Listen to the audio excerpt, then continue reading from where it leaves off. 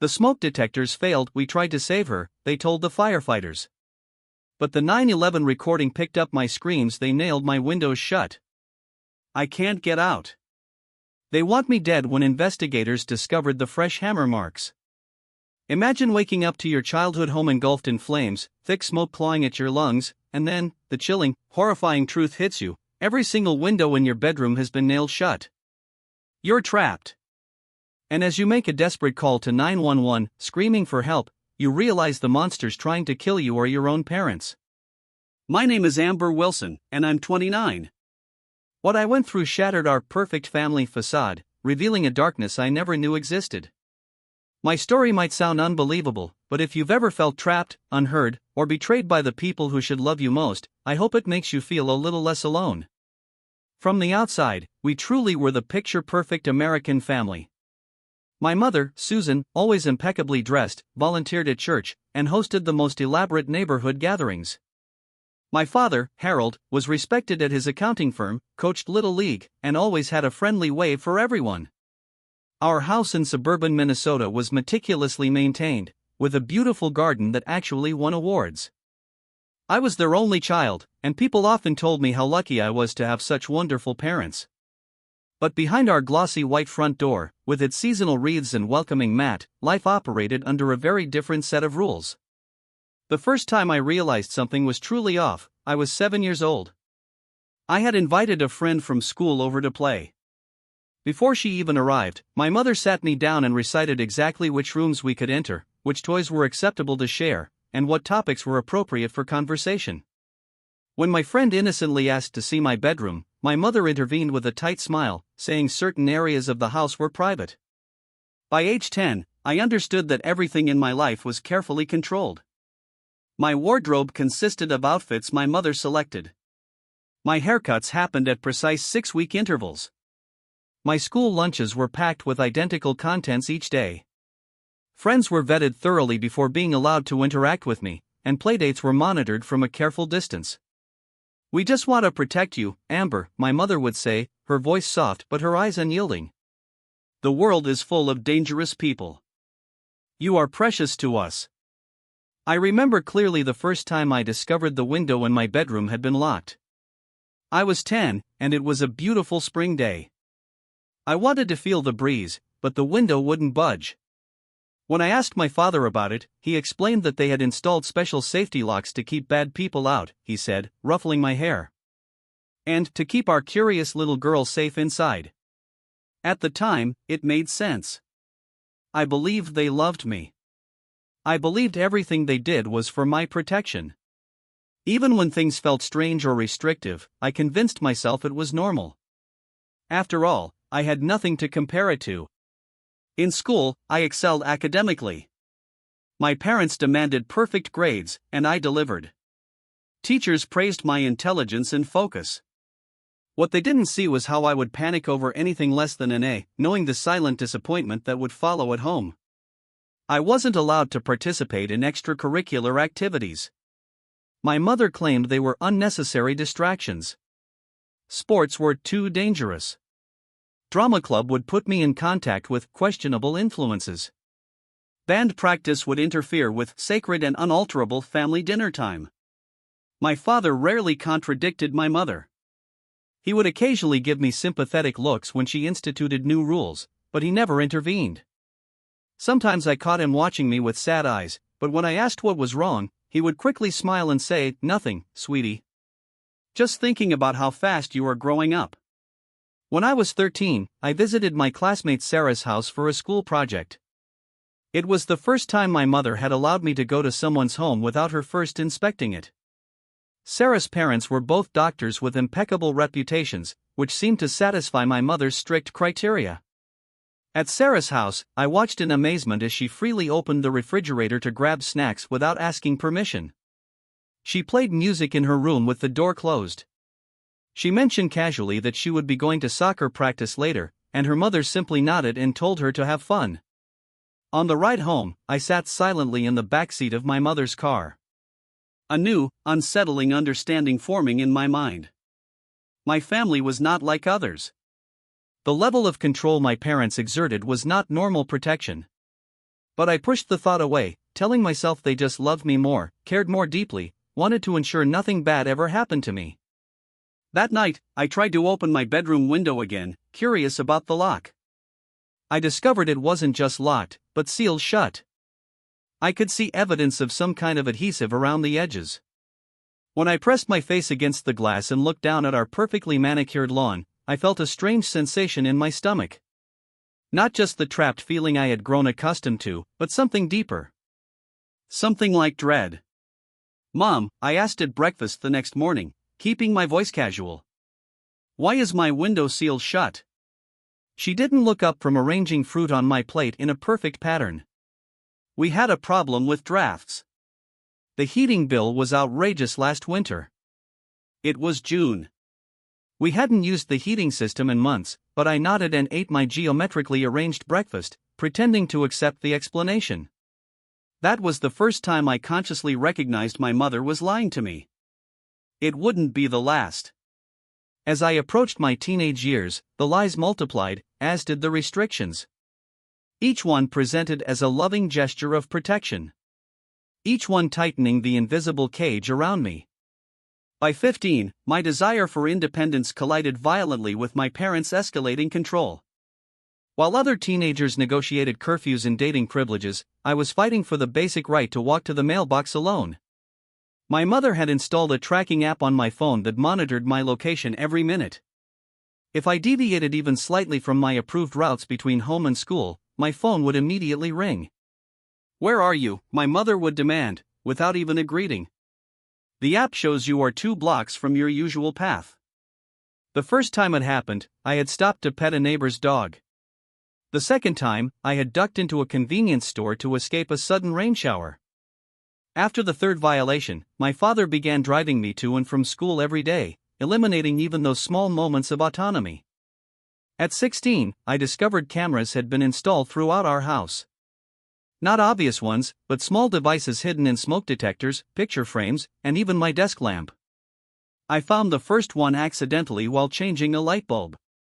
My hands shook as I examined the tiny lens, my mind racing to recall all the private moments that had been observed without my knowledge. When I confronted my parents at dinner that night, my mother's reaction was chilling. "You wouldn't need to be monitored if we could trust you," she said calmly, continuing to cut her chicken into precise, identical pieces. "Your behavior has been concerning lately. Your father and I have discussed having you evaluated." "Evaluated for what?" I asked, my voice rising despite my efforts to stay calm. "For wanting privacy? For being a normal teenager?" My father cleared his throat. "Your mother thinks you might be developing some psychological issues, Amber. The secret of behavior, the mood swings. We are worried about you." It was the first time they had openly suggested there was something wrong with me. But it would become their favorite tactic. Any resistance to their control was framed as evidence of mental instability. Any request for normal teenage freedoms was interpreted as a troubling sign. My mother began telling extended family members that I was struggling emotionally. She implied to neighbors that I had behavioral problems. She even scheduled appointments with our family doctor where she would describe symptoms I never experienced, speaking about me as though I were not sitting right beside her. "She has these episodes," my mother would say, her voice lowered with practiced concern, irrational outbursts, paranoid thoughts. "We are at our wits' end." I would try to defend myself, to explain that I was perfectly fine, just increasingly frustrated by their restrictions. But my protests only reinforced their narrative that I was troubled and in denial. Around this time, the window security in my bedroom intensified. The simple locks were replaced with elaborate mechanisms that required keys my parents kept. Metal bars were installed, disguised as decorative elements, but functionally similar to prison cells. The curtains were replaced with heavier versions that blocked all natural light, which my mother claimed would help me sleep better. It was Jessica, my lab partner in chemistry class, who first truly recognized something was wrong. We had become friends despite my limited social interactions, bonding over our shared love of science. She noticed the dark circles under my eyes, my flinching at loud noises, my reluctance to discuss home life. "Amber, are you okay?" she asked one day after class. Like, really okay? Because sometimes you act like someone who was afraid all the time. The simple question broke something open inside me. In the empty classroom, with its familiar smell of chemicals and chalk, I told her everything: the control, the surveillance, the accusations of mental instability, the locked windows. Jessica listened without interruption, her eyes widening. "That is not normal," she said finally. "That is not parents being protective. That is abuse." Hearing the words spoken aloud was both terrifying and validating. Abuse happened in homes with shouting and violence, not in perfectly maintained houses with mothers who volunteered at church and fathers who coached Little League. But as Jessica helped me research psychological abuse and controlling behavior, I recognized our family in every description. Jessica tried to help me. She offered to tell her parents, to help me contact authorities. But when my mother discovered our friendship had deepened beyond casual school interaction, she intervened with stunning efficiency. She contacted the school counselor, expressing concerns about Jessica's influence on her vulnerable daughter. She spoke with Jessica's parents, painting me as troubled and unstable. Within weeks, Jessica was no longer my lab partner, and her parents had forbidden her from spending time with me. I was 17 when I made my first escape attempt. I had secretly saved money from the limited allowance my parents provided, carefully researching bus routes and youth shelters. One night, I packed a small bag and waited until the house was silent. I climbed out my bedroom window, having spent weeks carefully loosening the newest security measures without detection. I made it 3 miles before my father's car pulled alongside me. He didn't speak as I got in, my small bag of belongings clutched to my chest. At home, my mother was on the phone with the police, tearfully reporting that her mentally disturbed daughter had run away during an episode. "She is not well," I heard her saying. "We have been trying to get her proper help. We are so worried she might hurt herself." The next day, my bedroom door had a new lock installed. This one, on the outside. My window was completely sealed with a material I couldn't identify. And my parents began giving me pills each morning and evening, insisting they were prescribed by a doctor I had never met. "For your anxiety, sweetheart," my mother would say, watching to ensure I swallowed them, to help keep those troubling thoughts under control. The medication left me groggy and disoriented. Concentrating became difficult. School performance that had once been excellent now suffered. Teachers who had praised my intelligence now looked at me with concern, but accepted my mother's explanation of medication adjustment for a condition I did not have. By my senior year, the narrative of my instability was firmly established in our community. I was the troubled girl with the saintly parents who sacrificed everything to care for their challenged child. People looked at me with pity or discomfort. No one questioned why I was never seen without parental supervision. Why I no longer participated in class discussions. Why I seemed to disappear further into myself with each passing month. The pills, the isolation, the constant surveillance, the locked doors and windows, they all served the same purpose: to convince me that I needed their protection from the world and from myself, to break down any sense that I could exist independently from their control. But deep inside, a small flame of resistance continued to burn. I began secretly spitting out the pills when unobserved. I read books on psychological abuse hidden inside approved school texts. I documented everything in a journal I kept concealed inside a hollowed-out dictionary, a hiding place inspired by a novel I had read years earlier. I graduated high school in a fog of medication and isolation, with no friends and no plans for college. My parents announced I would be taking a gap year to focus on my health, which really meant another year under their complete control. As my classmates prepared for independence, I prepared for more intensive confinement. I was 18 years old, legally an adult, but with no practical means to exercise my freedom. The world outside our house had become an abstract concept rather than a place I could actually access. But still, that flame inside me refused to die completely. At 21, my life bore no resemblance to what most young adults experience.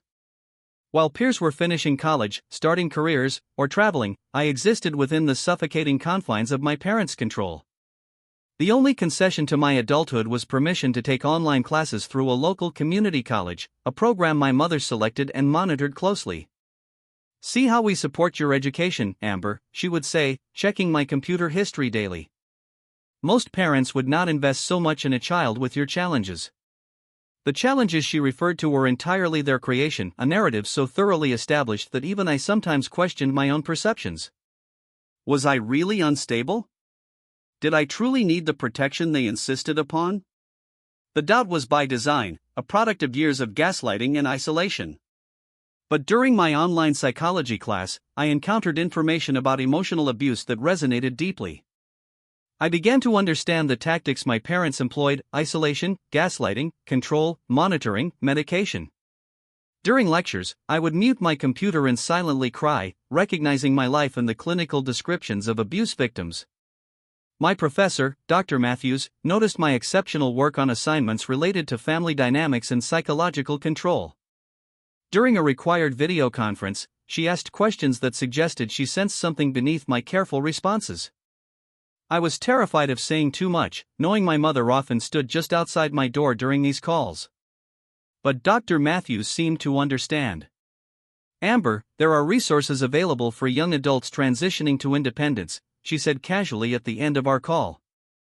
"I will email you some information. Some of my students find it very helpful." The email contained links about domestic abuse hidden within resources about scholarship opportunities. I understood immediately that she suspected my situation. For the first time in years, I felt seen. I began a secret plan. My online transcription job, approved by my parents because it could be monitored and didn't require leaving the house, paid me directly to a PayPal account. I diverted small amounts to a secret bank account created using information from one of Dr. Matthews' resource links. I researched domestic violence shelters and memorized phone numbers, unable to write them down for fear of discovery. In those months, I also formed my first real connection with a neighbor. Lauren Davis moved into the house next door, a young nurse who worked night shifts at the local hospital. She waved to me when I was allowed into the backyard for supervised fresh air. She noticed how my mother hovered during these brief outdoor moments. How my father always checked the perimeter of our property before I was permitted outside. One day, Lauren approached our fence while my mother was distracted by a phone call. "Is everything okay with you?" she asked quietly. "I don't mean to intrude, but something seems off." Before I could respond, my mother was beside me, arm around my shoulders, in what would appear to be an affectionate gesture, but felt like a restraint. "Amber has some special needs," my mother told Lauren with practiced sympathy in her voice. "We have to be very careful with her. Behavioral issues, you understand." Lauren nodded politely. But I saw the doubt in her eyes. She didn't believe my mother, and that small moment of recognition gave me hope. Over the following weeks, I managed to slip Lauren notes through a loose board in the fence during my supervised outdoor time. Brief messages explaining my captivity, begging for help. Lauren responded, leaving tiny folded papers in the same gap. She believed me. She was willing to help. We developed a plan for her to contact authorities with my detailed accounts of abuse. But my parents discovered our communication. I never learned how. Whether it was surveillance footage from one of their hidden cameras or simply my mother's constant vigilance. One evening, my father entered my room holding one of Lauren's notes. "Who is trying to take you away from us, Amber?" he asked, his voice eerily calm. "Who has been feeding your delusions?" That night, they took everything: my computer, my phone, even the books from my online classes. My father installed deadbolts on my bedroom door. This time, not even pretending they were for any purpose other than keeping me confined. And that is when I discovered them nailing my windows shut. I woke to the sound of hammering late at night. Creeping to my bedroom door, I peered through the crack to see my father methodically driving nails through the window frame in the hallway. When he finished, he applied some kind of sealant around the edges. "Harold, make sure they are secure," my mother whispered. "She has been planning something. I can feel it." "This feels extreme, Susan," my father replied, his voice hesitant for perhaps the first time I could remember. "She is our daughter. She is sick," my mother hissed. "She would run away and end up dead in a ditch somewhere. Everything we do is to protect her from herself." "Do you want her blood on your hands?" The next morning, I confronted them at breakfast, abandoning the compliant persona I had maintained as protective camouflage. "I saw you nailing the windows shut," I said, my voice shaking. "Why are you doing this?" My mother's face showed no surprise, only calm resolution. "To protect you from yourself, Amber. Your recent behavior shows you are having another episode. What happens if there is a fire?" I asked, a chilling thought. "How would I get out?" "We would save you," my father said, not meeting my eyes. "We always take care of you." "You are imprisoning me," I said, my voice barely a whisper. My mother's smile was chilling. "We are saving you. Someday you will understand." After that confrontation, conditions deteriorated rapidly. Food was strictly controlled, served in small portions at irregular times. Bathroom visits were supervised, the door required to remain partially open. The medication increased, new pills with stronger effects that left me disoriented and nauseated. I heard my mother on the phone with someone discussing residential treatment facilities. I understood with horrifying clarity that they were planning to institutionalize me, to transfer their home prison to a more official one where their narrative of my mental instability would be accepted without question. Lauren tried once more to help. I heard her arguing with my parents on the front porch, threatening to call the police. My mother's response was practiced and perfect. "We appreciate your concern for our daughter," she said with convincing sincerity. "But Amber has serious psychological issues that require specialized care. The police are well aware of her condition. In fact, Officer Reynolds has been wonderfully supportive of our situation. Would you like his number?" It was a bluff, but an effective one. Lauren retreated, but I could see from my window that she watched our house more intently. Her curtains often parted, her presence visible at her windows at odd hours. My health began to deteriorate from stress, insufficient nutrition, and the side effects of unnecessary medication. I lost weight. My hair began to fall out. Sleep was elusive, broken by nightmares when it came at all. Yet, despite my weakened state, my resolve strengthened. I understood with perfect clarity that I needed to escape, or I would die in that house either from their direct actions or from the slow poison of captivity. I had one remaining lifeline, a prepaid phone I had purchased during a rare supervised shopping trip months earlier, before they had completely restricted my movements. I had hidden it inside a heating vent in my room, only using it when absolutely certain I was unobserved. The battery was low, and I had no charger, but I preserved it for an emergency. I didn't know then how soon that emergency would come, or that it would arrive in the form of flames and smoke that would nearly claim my life.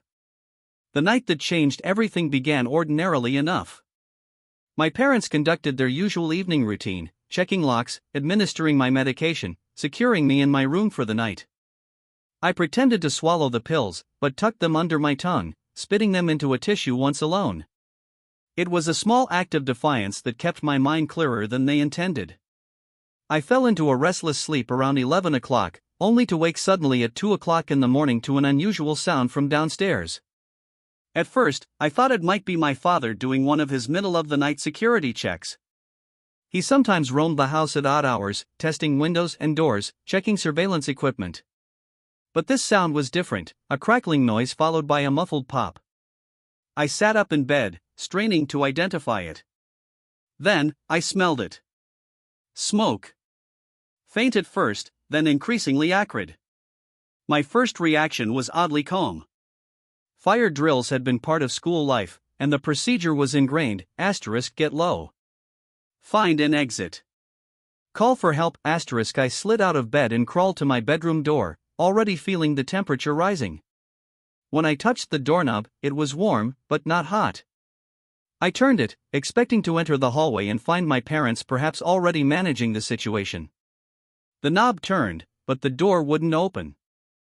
I pushed harder, then realized with a surge of panic that it was locked from the outside. Not just the regular lock that had become standard, but something more. I could feel resistance when I pushed, as though something heavy had been braced against it. "Mom! Dad!" I called out, my voice higher than normal. "There is a fire. I cannot get out." No response came. I pressed my ear to the door and heard movement downstairs. The sound of voices, too indistinct to make out words. I pounded on the door, shouting louder, "Help! The house is on fire! I am locked in!" The smoke was thickening now, seeping under my door in ominous tendrils. I grabbed a towel and stuffed it into the gap, but it provided only temporary relief. My eyes began to sting, my throat tightening. I moved to the window, the most logical escape route. My room was on the second floor, but the garage roof extended beneath my window, providing a possible path to safety. I grasped the window sash and pulled upward, already anticipating the resistance of the locks my parents had installed years ago. But this was different. The window did not budge at all. In the dim light from my bedside lamp, I could see why. Fresh nails had been hammered through the frame at intervals of just a few inches, securing it completely to the casing. Some sort of industrial sealant had been applied around the edges, visible as a dark outline. Panic surged through me. I grabbed my desk chair and slammed it against the window, but the reinforced glass merely shuddered. Again, I struck, and tiny cracks appeared, but the window held firm. The nails remained embedded in the wood, unmoved by my desperate efforts. The smoke was getting thicker. I could hear the fire now, a hungry roar from downstairs. The floor beneath my feet was growing hot. I dropped to my hands and knees, remembering that air would be clearer near the floor. And then I heard it. Car doors slamming outside. I crawled back to the window and peered out. In the driveway, illuminated by security lights, I saw my parents getting into our family sedan. They were leaving. They were leaving me in a burning house. In that moment, the truth I had been trying not to acknowledge for years crystallized with perfect clarity. This was not an accident. This was not neglect. This was intentional. The sealed windows, the locked door, their hasty departure. They wanted me to die in this fire. I began screaming. The raw sounds of terror and betrayal tore at my smoke-irritated throat. I pounded the window, threw myself against the door, searched frantically for anything that might break through my wooden prison. Through my panic, I remembered the phone. My emergency lifeline hidden in the heating vent. I scrambled across the room, prying open the metal grate with fingers already blistering from the rising heat. The small phone was there, miraculously still showing a partial charge. My fingers trembled as I dialed 911, coughing violently as smoke filled my lungs. 911, what is your emergency? The dispatcher's voice was so calm, a jarring contrast to my surroundings. Fire. I gasped. I am trapped. 622, Maple Street, second floor bedroom. I cannot get out. Is there a fire in your home? The dispatcher asked. Are there other people in the house? Yes, fire. I confirmed, my voice breaking. No people. My parents left. They locked me in. The windows are nailed shut. I cannot get out. There was a brief pause, as though the dispatcher was processing this impossible information. Did you say the windows are nailed shut? Yes. I screamed, abandoning any attempt at composure. They nailed my windows. I cannot get out. They want me to die. I heard sirens in the distance as the dispatcher assured me help was coming. The smoke was so thick now I could barely see across my room. The heat was intense, pressing against my skin like a physical weight. I crawled to the farthest corner from the door, pressing a wet cloth I had grabbed from my bathroom against my mouth and nose. Through the window, I saw emergency lights approaching. I heard someone shouting outside, though the words were indistinct. A new sound caught my attention. Lauren's voice from next door, screaming my name. Amber. Oh my God. Amber. I crawled back to the window, fighting against the thickening smoke, and pounded on the glass. Through watery eyes, I could see Lauren in her yard, pointing frantically toward my window as firefighters arrived. The next few minutes blurred in my oxygen-deprived mind. There was the sound of breaking glass, the rush of fresher air. Figures in protective gear appeared at my window, expressions of shock visible even through their masks as they registered the nails securing my window shut. Strong arms lifted me. Someone was saying something about a ladder. I was being carried. The sensation of movement, disorienting after the confinement of my room. The cool night air hit my smoke-ravaged lungs, causing a coughing fit so violent I thought my ribs would crack. I remember fragments of the next hour, oxygen being placed over my face, the burn of N4 being inserted. Lauren's tear-streaked face appearing briefly above me, her hands squeezing mine. I remember trying to speak, to explain, but lacking the strength to form coherent sentences.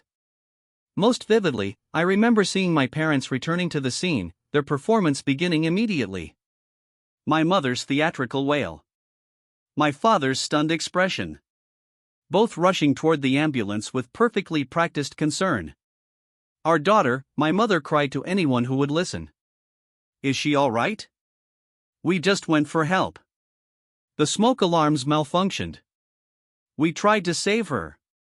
Through my oxygen mask, I whispered the truth to the paramedic beside me. They locked me in.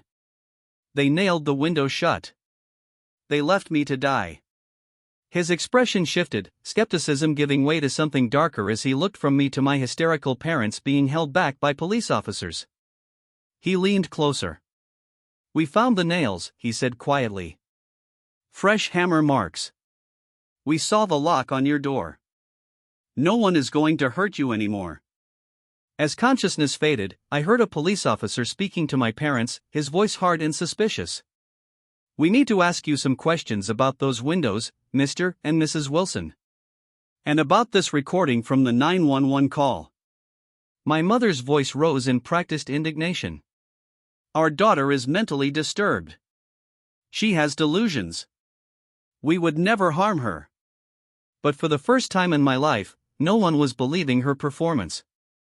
The last thing I remember before darkness claimed me was the unfamiliar but beautiful sound of handcuffs clicking around my mother's wrists.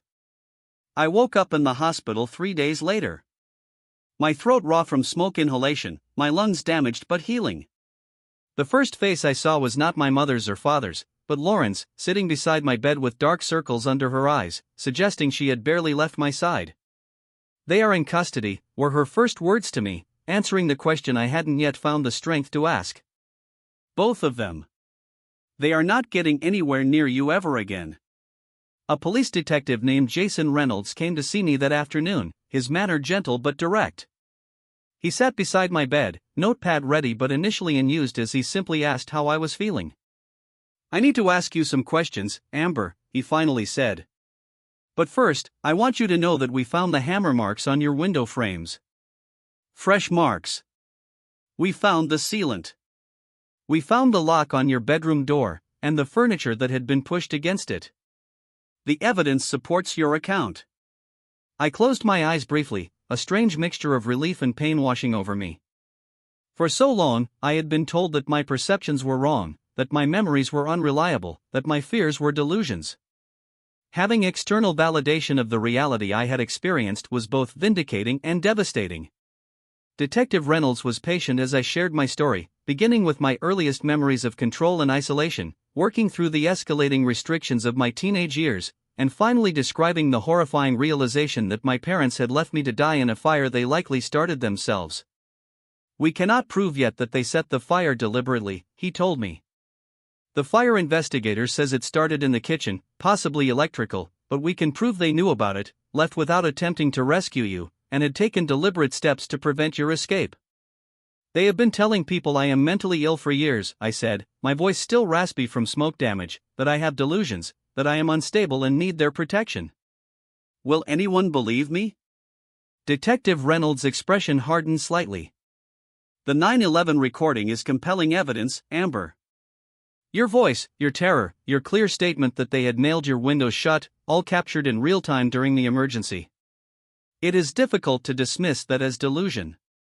He hesitated before continuing. We executed a search warrant on your parents' home or what remains of it after the fire. We found medication bottles prescribed to you by a doctor who, when interviewed, had no record of you as a patient. We found journals belonging to your mother that, he paused, seeming to choose his words carefully, strongly suggest a psychological condition that experts will need to evaluate over the coming days. As my physical condition improved, the full scope of the investigation was revealed to me. My mother's journals, partially recovered from a fireproof safe in their bedroom, contained years of detailed documentation of her treatment of my supposed mental illness, a condition that existed only in her mind. Psychologists who reviewed the material suggested she suffered from Munchausen syndrome by proxy, a disorder in which a caregiver fabricates or induces illness in someone under their care to gain attention and sympathy. More chilling were the entries from recent months where she wrote explicitly about her fear of losing control over me, of my potential escape into the world, and her determination to maintain a grip on my life, whatever the cost. Your father appears to have been more of an enabler than an instigator, Detective Reynolds explained during one of our interviews. He admitted knowing what your mother was doing was wrong, but claims he was afraid to contradict her. He has been cooperating with the investigation, providing details about the progression of your confinement.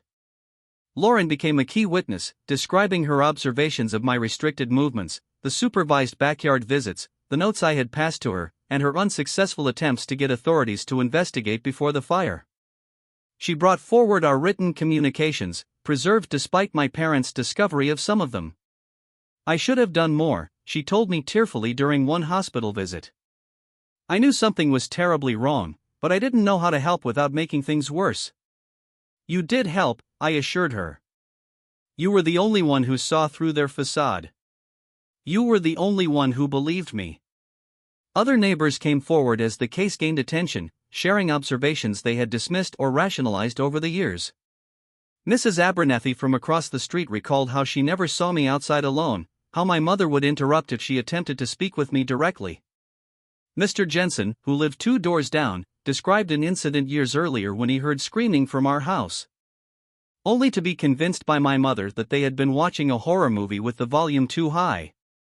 My former teachers were interviewed, many expressing shock and guilt at having accepted my parents' explanations for my increasingly withdrawn behavior and declining academic performance.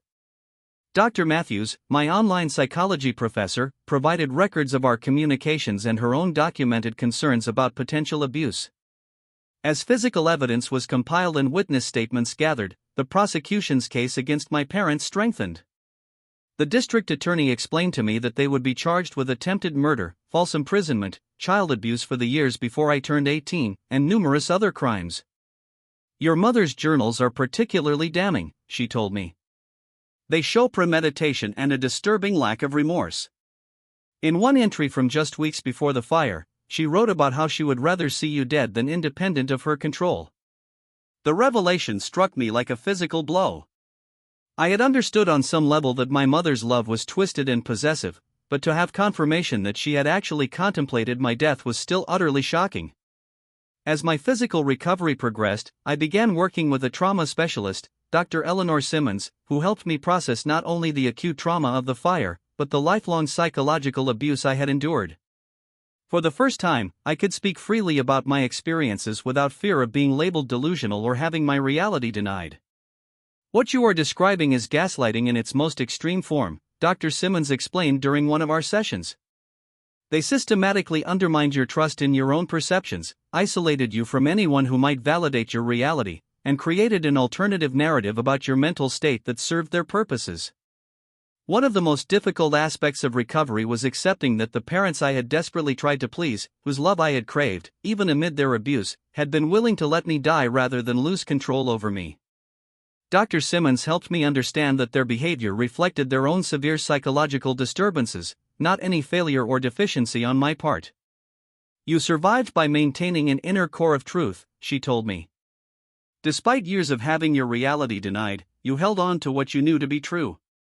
That resilience saved your life. 6 weeks after the fire, strong enough to leave the hospital, but with nowhere to go, I moved temporarily into Lauren's spare bedroom. The community that had once believed my parents' narrative about my supposed mental illness now rallied around me.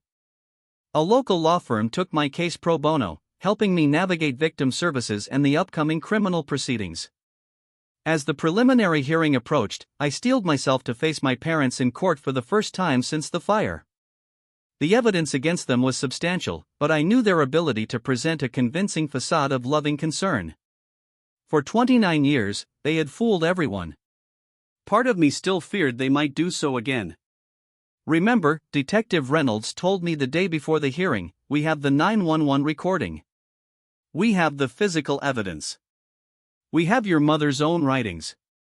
And most importantly, we have you, alive and able to tell the truth. The truth that had been denied for so long was finally going to be heard. The courtroom was smaller than I had imagined from movies and television shows. Polished wood, fluorescent lighting, the slight echo of footsteps on the hard floor. I sat beside the prosecutor, a woman named Julia Winters, who had spent hours preparing me for this moment. Still, nothing could have fully readied me for the sight of my parents entering in handcuffs, looking smaller and older than in my memory. My mother's eyes found mine immediately, her expression a practiced blend of concern and betrayal that I had seen countless times before. My father looked at the floor, shoulders hunched, the embodiment of defeat. For a moment, I felt a flicker of the old guilt they had so carefully cultivated in me. Then I remembered the nails in my window frames, the smoke filling my lungs, their car driving away as flames consumed our house with me trapped inside. The preliminary hearing expanded into a full trial that lasted 3 weeks. Evidence mounted day by day. The 911 recording played for the jury, their faces reflecting horror as they heard my desperate screams. Forensic analysis of the window frames showing fresh nails and sealant applied just days before the fire. Medical experts testifying about the unnecessary medications I had been given for years.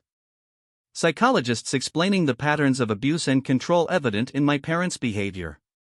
My mother maintained her performance throughout, insisting to anyone who would listen that she had only ever tried to protect her mentally disturbed daughter. She cried on cue, spoke with perfect maternal concern about my condition, and expressed confusion about why I would fabricate such terrible accusations against parents who loved me so devotedly. Amber has always had a vivid imagination, she testified, dabbing at non-existent tears. As a child, she would tell stories that simply were not true. As she grew older, the stories became darker, more paranoid. We consulted doctors, tried medication, did everything possible to help her. My father's defense took a different approach. His attorney portrayed him as another victim of my mother's psychological manipulation, a weak man who failed to protect his daughter, but who never actively participated in my imprisonment.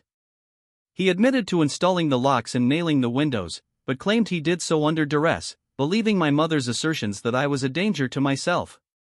I made terrible mistakes, he testified, actually meeting my eyes briefly. I failed Amber. I should have protected her from Susan's obsession. I will regret that failure every day for the rest of my life. The most difficult day of the trial came when I took the stand. Facing my parents while recounting the years of abuse required every ounce of strength I possessed. My voice shook at times, but I forced myself to look directly at them as I spoke my truth. They told me from childhood that I was mentally unstable, that I needed their protection from myself and from the world, I testified, my voice stronger than I expected. But I was never ill until they began medicating me with drugs I did not need. I was never in danger until they created the danger. They did not protect me. They imprisoned me. My mother's attorney cross-examined me aggressively, trying to create doubt about my recollections, suggesting that trauma and smoke inhalation had affected my memory of the night of the fire. He implied that my online psychology classes had given me terminology to fabricate a narrative of abuse.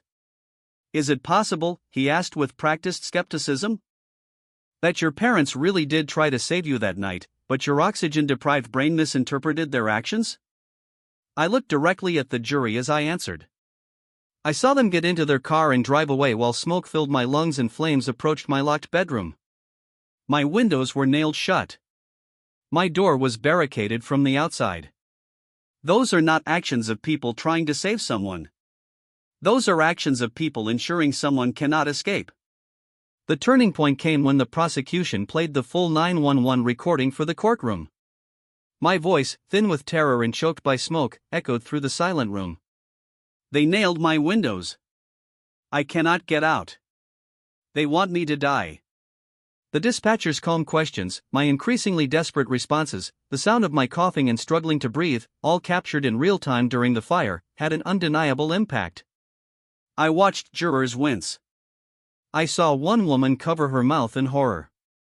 Even my father closed his eyes, unable to maintain his composure as the recording played. In the silence that followed, my mother did something unexpected. She began to laugh, a soft, unsettling sound that gradually increased in volume until the judge had to call for order. When she spoke, her carefully maintained facade had cracked, revealing something cold and alien beneath. She was always going to leave me, my mother said, no longer performing for the jury, but speaking directly to me. Just like everyone else. I gave her everything. I protected her from the filth of the world, and she wanted to abandon me for a life of independence. She spat the last word like a curse. No one who really loves you gives you independence, Amber. They keep you close. They keep you safe. They keep you. The courtroom fell silent at this confession. My mother seemed to realize her error quickly, attempting to resume her previous demeanor, but it was too late. The jury had glimpsed the truth behind her performance. My father, perhaps sensing the shift in the courtroom, made a decision that surprised everyone. He asked to change his plea to guilty and offered a full confession. He described years of knowing what was happening was wrong, but being too afraid of my mother to intervene. He detailed how they had planned to institutionalize me permanently before I could establish an independent adult life. And he confirmed that on the night of the fire, they had indeed left me to die, driving away with full knowledge that I was trapped inside. Susan said it would be better this way, he testified, his voice barely audible. That Amber would never be happy in the world, that the world would hurt her, that a quick death was preferable to a lifetime of suffering, and I was too much of a coward to stop her. The jury deliberated for less than 6 hours before returning guilty verdicts on all counts for both my parents. My mother received a sentence of 40 years without possibility of parole. My father, given his cooperation and guilty plea, received 25 years with possibility of parole after 15. Before they were led away, the judge allowed me to make a statement. I stood, my legs shaking slightly, and faced the people who had given me life and then tried to take it away. I spent 29 years believing I was broken, I said, my voice stronger than I expected, believing I needed your protection from myself and from the world. Today, I stand before you, whole and free. I am not speaking to offer forgiveness. I am speaking to declare my independence from your control, from your lies, from your twisted version of love. This is the last time I will ever address you. And the first day of a life that belongs entirely to me. As they were led away, my mother called out, one last time. You will fail without us. Amber, you need us. But her voice held no power over me anymore. The truth had been spoken, heard, and affirmed. Justice, imperfect but real, had been served.